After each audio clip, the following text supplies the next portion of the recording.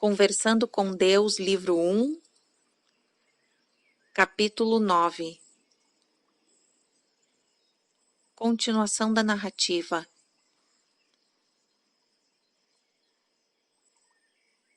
Deus fala. Você pode achar fácil esse negócio de ser quem realmente é, mas trata-se do maior desafio que enfrentará em sua vida. De fato, pode nunca conseguir. Poucas pessoas o conseguem, no curso de uma vida ou de muitas. O autor. Então por que tentar? Para que se desgastar? Quem mais precisa disso? Por que não levar a vida como se fosse para ser algo sem sentido que não conduz a parte alguma, ou um jogo que você não pode perder, não importa o que faça? Um processo que, em última análise, tem o mesmo resultado para todos? O Senhor diz que não existe inferno ou punição, que não há como perder. Então, por que tentar ganhar? Qual é o incentivo, já que é tão difícil chegar onde o Senhor diz que estamos tentando ir? Por que não podemos simplesmente seguir o ritmo que a nossa natureza nos impõe, relaxar em relação a toda essa história de Deus e ser quem realmente somos? Deus, você está mesmo frustrado. O autor. Sim, estou cansado de estar sempre tentando, para no final o Senhor me dizer que tudo será muito difícil e apenas uma pessoa em 1.000.000 consegue. Deus. Sim, eu percebo que você está cansado. Deixe-me ver se posso ajudá-lo. Eu gostaria de salientar que você já seguiu o ritmo que a sua natureza lhe impôs. Acha que essa é a sua primeira tentativa de fazer isso? O autor. Não tenho a mínima ideia. Deus. Não parece que já esteve aqui antes? O autor. Às vezes. Deus. Bem, já esteve, muitas vezes. O autor. Quantas? Deus. Muitas. O autor. Isso deveria me incentivar? Deus. Deveria inspirá-lo. O autor. Como? Deus. Em primeiro lugar, fazendo-o deixar de preocupar-se, porque apresenta o elemento de infalibilidade que acabou de mencionar. Assegurar-lhe que a intenção é você não falhar, que teria quantas chances quiser e desejar. Você sempre pode recusar, se der o próximo passo, se passar para o próximo nível. Será porque quer, não porque tem de fazer isso. Você não tem de fazer coisa alguma. Se gostar de viver nesse nível, se achar que é o seu limite, poderá ter essa experiência inúmeras vezes, como de fato já teve, por esse motivo exatamente. Você adora o drama, adora sofrer, adora não desvendar, o mistério, o suspense, adora tudo isso. É por essa razão que está aqui. O autor. Você está brincando comigo? Deus. Eu brincaria com uma coisa dessa? O autor. Não sei com o que Deus brinca. Deus. Não com isso. Está perto demais da verdade do conhecimento máximo. Não brinco com como é isso. Muitas pessoas têm brincado. Não estou aqui para confundi-lo mais. Estou aqui para ajudá-lo a esclarecer a verdade. O autor. Então esclareça. Está me dizendo que estou aqui porque quero? Deus. É claro que sim.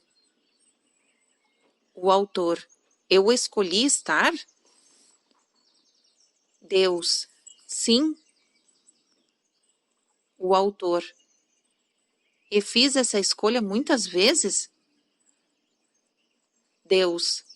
Muitas. O autor. Quantas? Deus. Aqui vamos nós novamente. Quer um número exato? O autor. Apenas me dê um número aproximado. Quero dizer, estamos falando sobre unidades ou dezenas? Deus. Centenas. O autor. Centenas? Eu tive centenas de vidas? Deus. Sim. O autor. E foi aqui que eu cheguei? Deus. Você percorreu uma grande distância. O autor. Ah, isso é verdade, não é? Deus. Sim.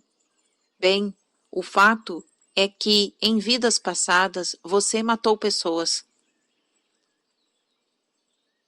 O autor. O que há de errado nisso?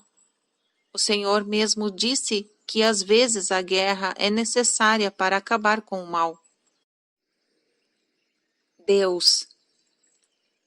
Vamos ter que nos estender neste assunto, porque vejo que essa afirmação está sendo usada de modo incorreto, como você fez agora, para tentar justificar todos os tipos de intenções, ou todos os tipos de insanidade.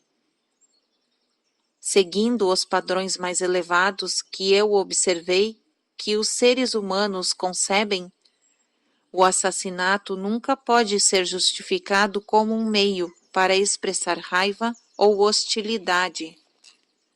Corrigir um erro ou punir um ofensor. A afirmação de que a guerra às vezes é necessária para acabar com o mal continua a ser verdadeira, porque vocês a fizeram ser.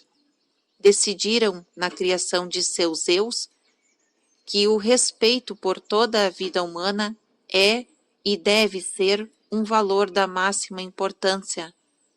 Agrada-me a sua decisão, porque não criei a vida para ser destruída. É o respeito pela vida que às vezes torna a guerra necessária, porque é através da guerra contra o mal eminente, da defesa da ameaça imediata a outra vida, que vocês fazem uma afirmação de quem são em relação a isso.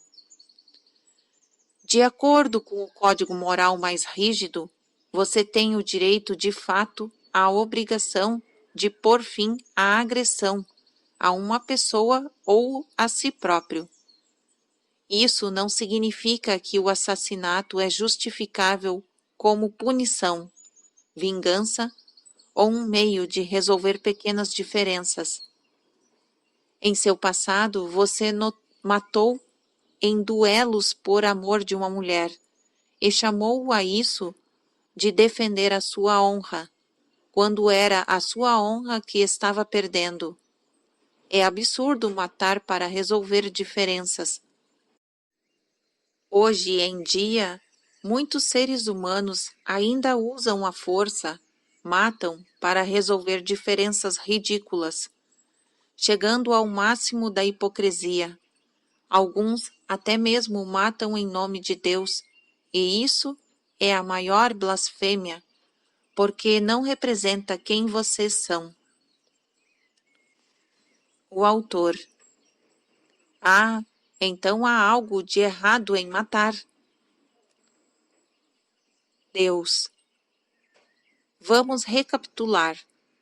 Não há nada de errado em coisa alguma. Errado é um termo relativo que indica o oposto do que você chama de certo. Contudo, o que é certo? Você pode ser realmente objetivo no que diz respeito a estas questões? Ou certo e errado são apenas descrições suas de ocorrências e circunstâncias a partir do que decide sobre elas? E peço que me diga o que forma a base de sua decisão? Sua própria experiência? Não. Na maioria dos casos, você escolheu aceitar a decisão de outra pessoa, alguém que veio antes de você e presumivelmente sabe mais.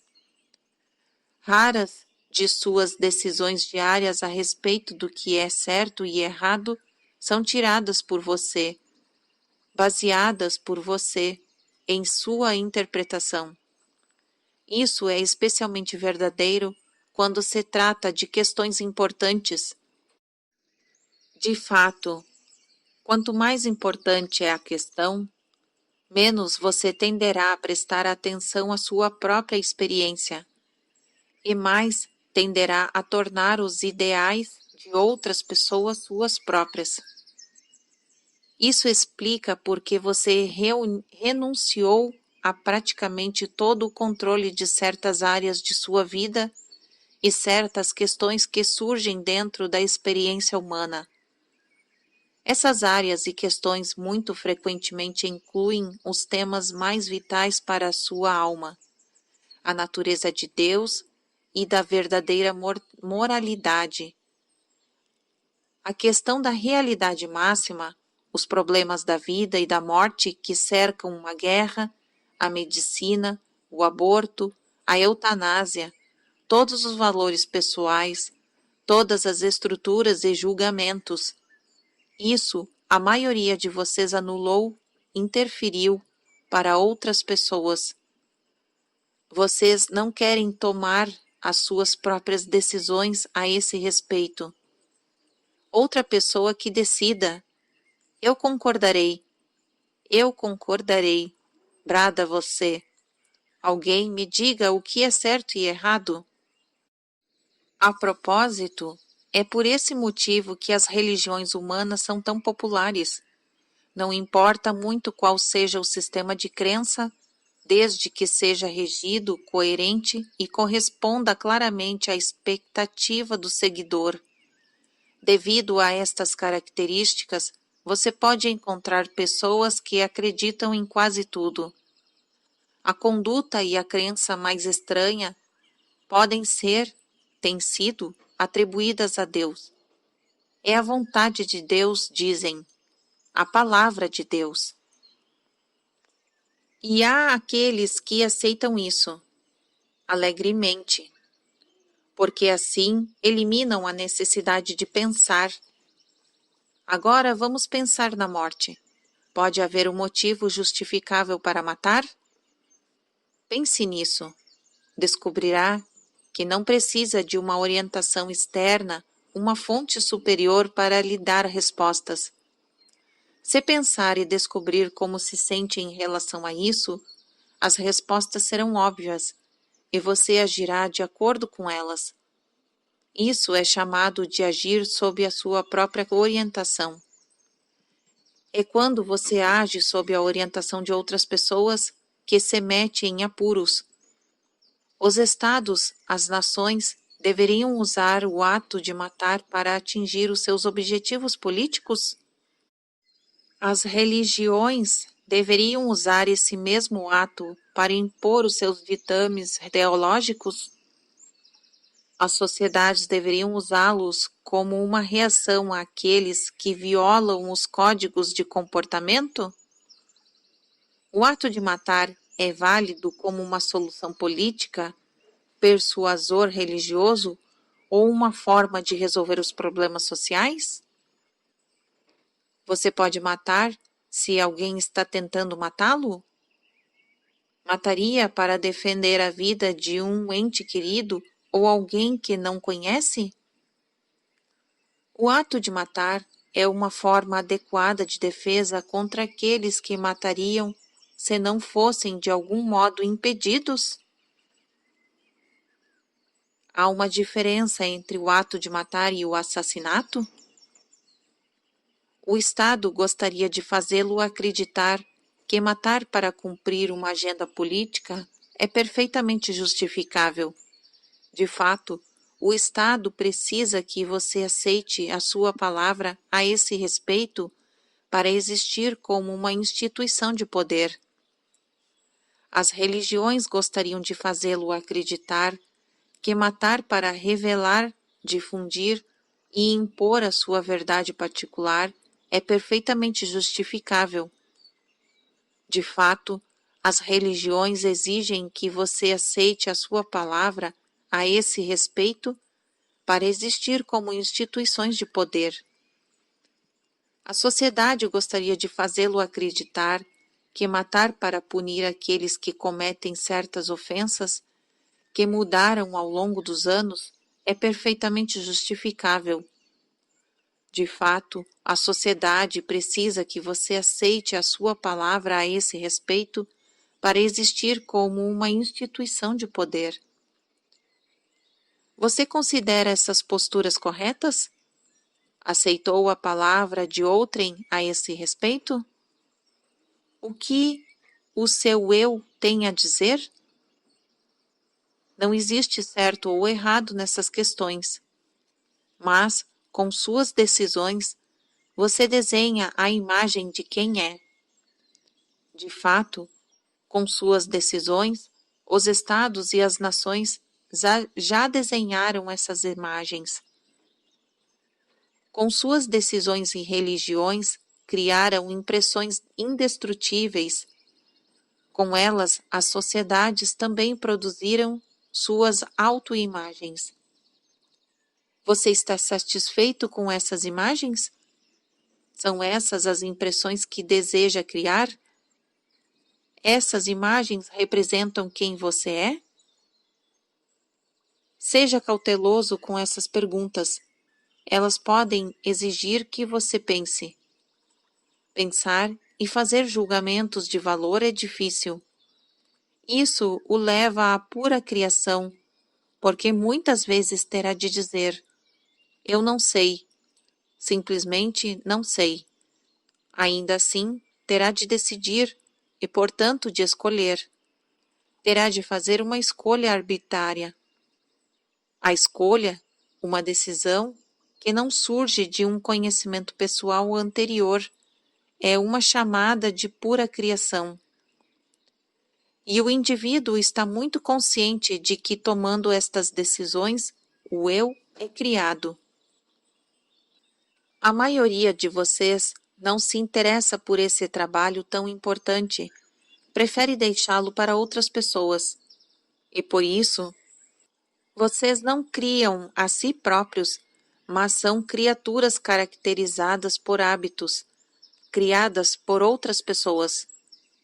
Então, quando as outras pessoas lhe dizem como deveria sentir-se, e isso vai totalmente contra o que sente, você experimenta um grande conflito interior.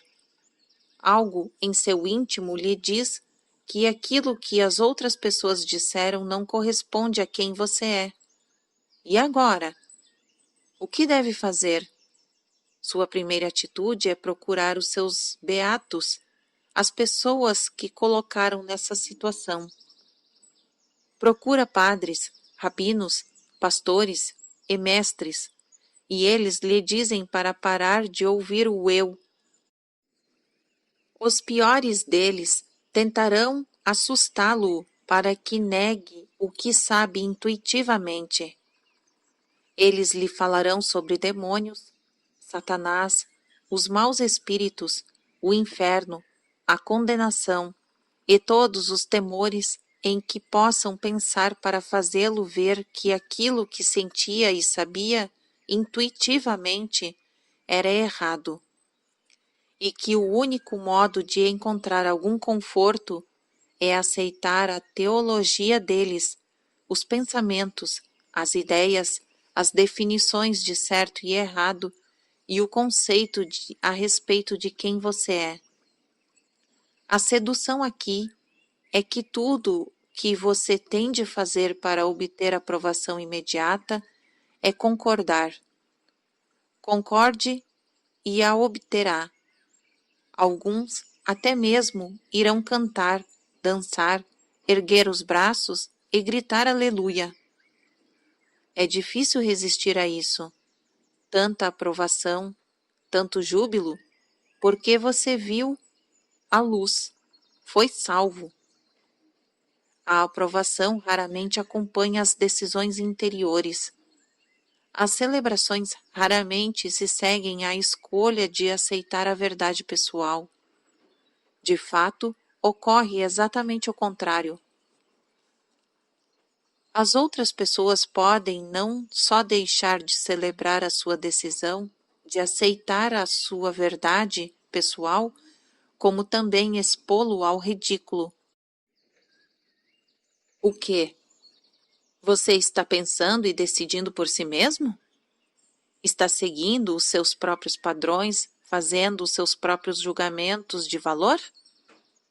Afinal de contas, quem pensa que é? E é exatamente a essa pergunta que você está respondendo.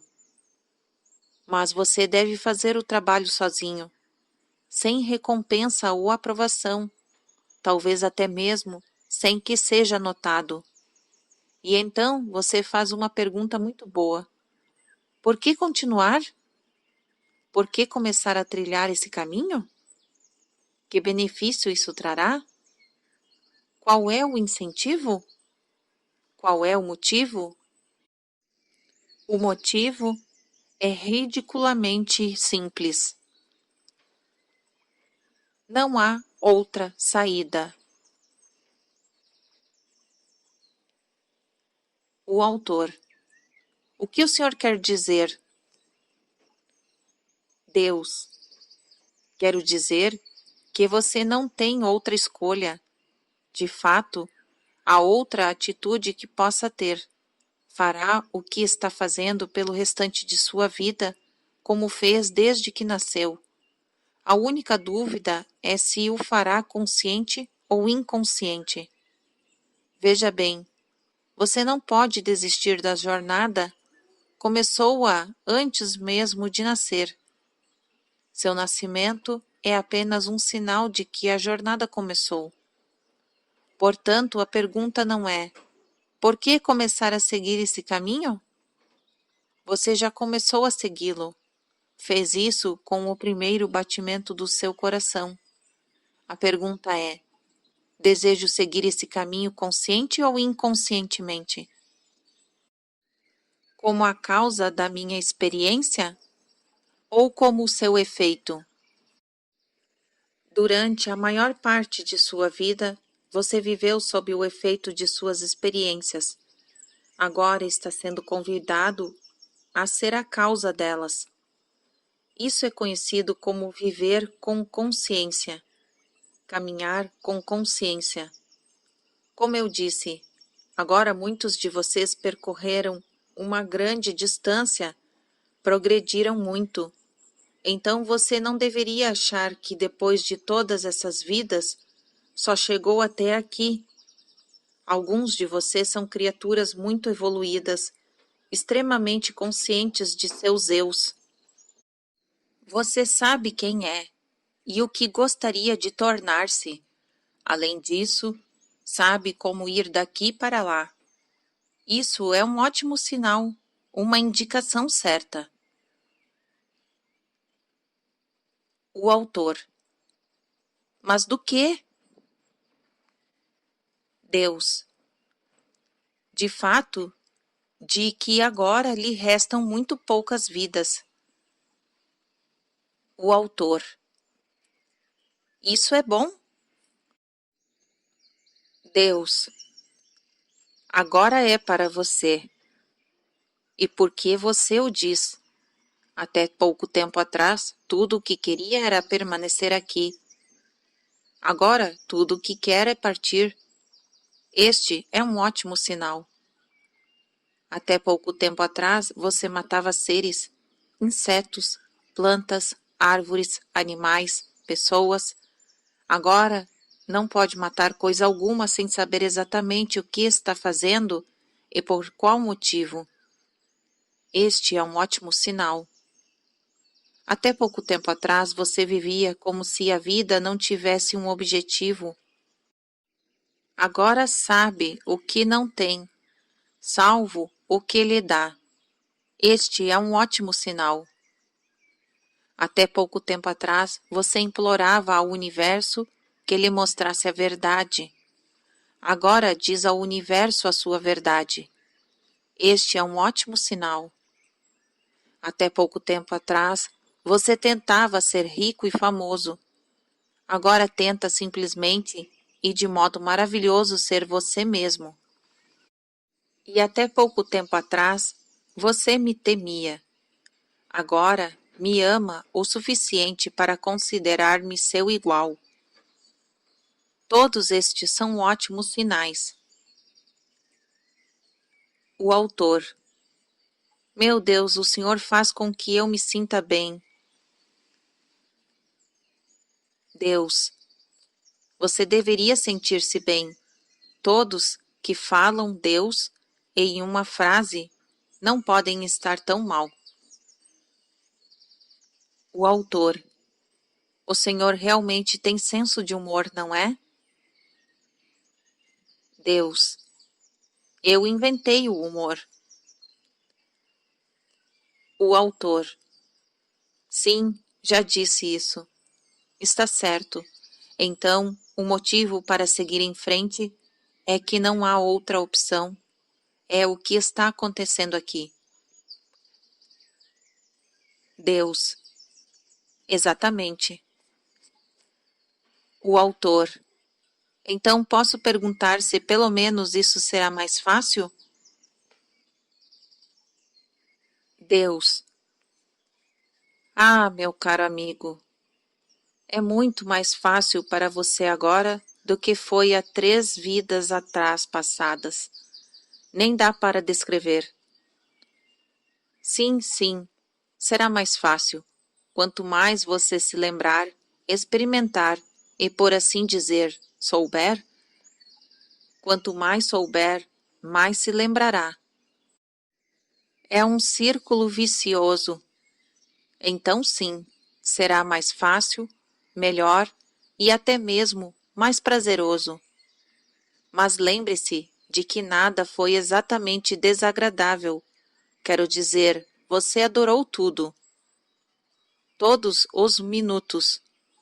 Ah, é deliciosa essa coisa de que chamam de vida.